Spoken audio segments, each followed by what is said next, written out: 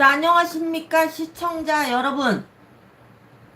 수인별국에서 전해드리는 사건의 실마리를 찾아서 떠나는 시간입니다. 수인별국에서 전해드리는 사건의 실마리는 과학적으로는 입증할 수 없음을 여러분들에게 다시 한번 양해 말씀드리면서 여러분도 궁금하고 저도 궁금했던 광주 일가족 실종 사건 가지고 왔습니다. 자, 오늘은 평소 같았으면 수다 방송인데 사안이 사안이니만큼 지금 아니면 다룰 수가 없을 것 같아서 가지고 왔으니까요. 집중해서 들어주시고요. 중간에 오시는 분들 반갑게 인사 나눠주시기 바라겠습니다. 자, 그럼 지금부터 시작해 보도록 하겠습니다. 자, 2022년 5월 19일 전라남도 완주군으로 한 달 살기 체험을 떠난 일가족 3명의 연락이 두절된 사건입니다. 광주광역시 남구에 거주하던 초등학교 5학년 조윤아 양과 부모는 조양이 다니던 학교에 2022년 5월 19일부터 22년 6월 15일까지 제주 한 달 살기를 목적으로 체험학습 신청을 했는데 체험학습 기간이 종료된 이후에도 조양이 학교에 등교하지 않았고요. 결석이 이어지는 가운데 학교 선생님이 조양의 부모에게 연락해도 연락이 닿지 않고 조양의 집을 방문해도 소재 파악이 안 되자 일주일 후인 22일 학교 측에서는 경찰에 신고하였다고 합니다. 경찰은 2022년 5월 29일 오후 2시께 조양 가족 차량이 완도로 진입하는 CCTV 영상을 확보하였고 전라남도 완도군의 한 펜션에 머물다가 떠났으며 2022년 5월 31일 오전 1시경 신지면 실리의 숙박업소에서 조양과 어머니 오전 4시경 3.6km 떨어진 신지면 송곡 선착장 인근에서 아버지 휴대전화가 꺼진 것을 마지막으로 생활 반응이 없는 상태임을 알아냈다고 합니다. 실종 직전으로 추정되는 CCTV 영상이 확보되었는데 조양으로 추정되는 아이가 어머니로 보이는 여성에게 업혀서 차량으로 이동하는 모습인데요.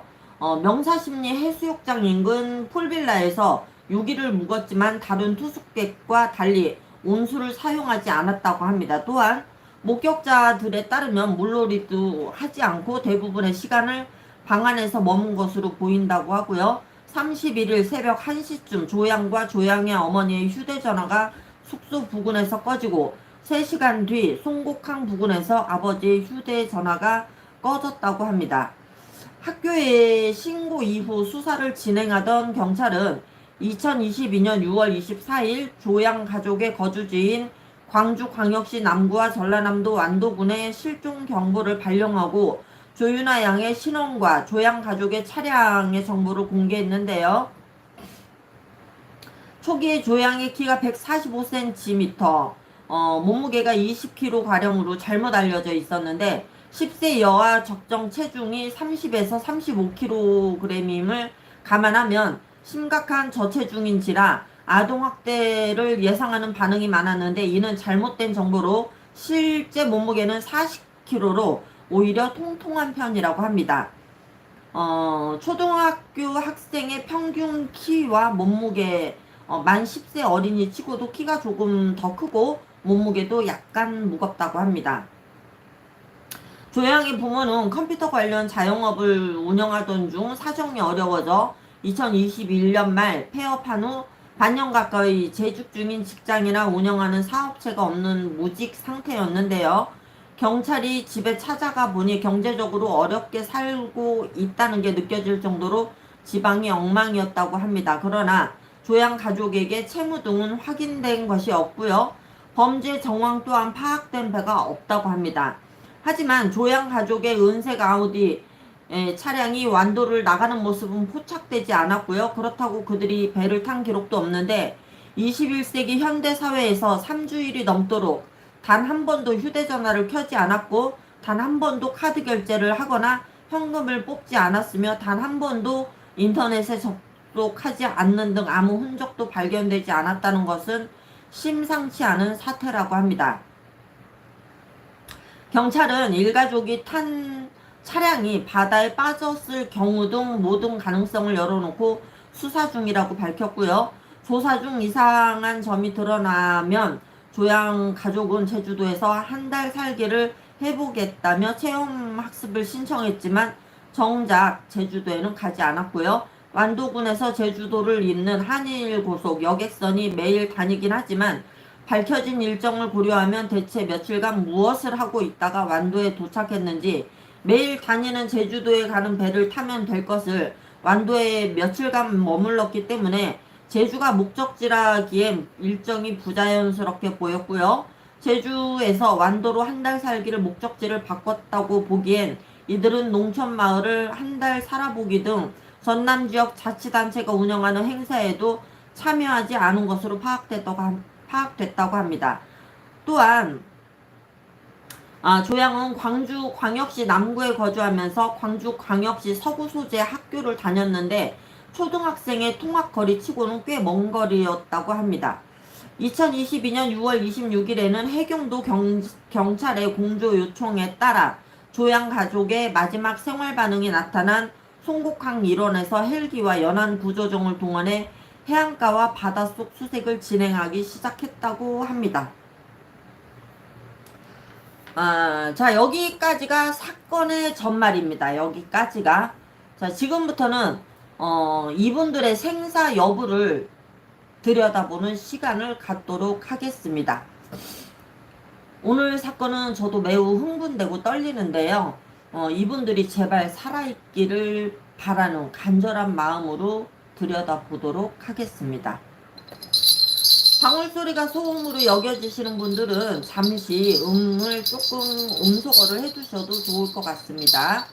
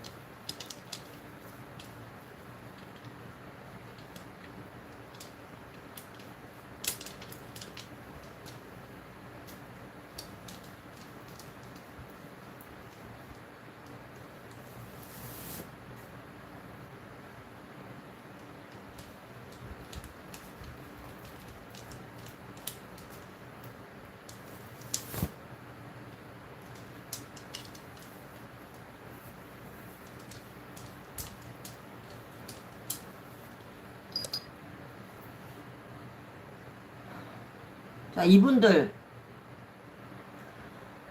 물속에 있는 걸로 보여요. 그리고 아기가 약을 먹었었나 봐. 속이 울렁거려. 애기한테 약을 먹였었나봐. 속이 울렁거리고 추워. 추워. 추워. 물속에 있어. 너무 내가 믿기지 않아서 오방기까지 뽑은 건데 어, 부모 자살, 아이 타살이라는 답이 나왔습니다. 저는 이런 결과가 절대 나오지 않기를 바라면서 접신을 했는데 이런 결과가 나왔습니다. 하루빨리 찾아서 편안한 곳에 모셔주기를 바라겠습니다. 바다에 있답니다. 바다에. 마음이 몹시 무겁고 서글프네요.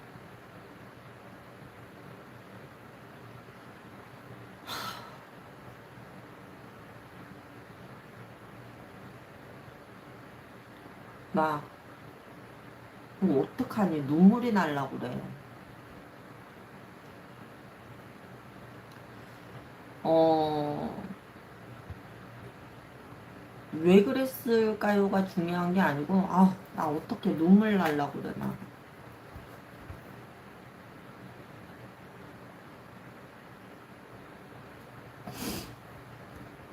이게, 여러 가지 문제가 복합돼 있어. 완도 안에 있어요. 여러 가지 문제가 복합돼 있는데, 결론은 부모 자살, 아이 타살이에요. 결국은, 참 현명하지 못한 선택을 하신 것 같아요. 방울 딱 드니까 나오는 대답이 죽었다라고 나와요. 그리고 접신을 시도했더니 추워. 물속이라 추워. 보통 물에 빠져 돌아가신 분들을 접할 때 춥거든요. 추워요. 춥고 물고기가 다니는 게 보여. 물고기가 다니는 게 보여. 저는 방송 처음으로 제가 내놓은 답이 제발 틀렸기를 간절히 바라는 바입니다. 오늘 제가 내놓은 대답이 제발 틀린 답이기를 마지막까지 바라고 있습니다.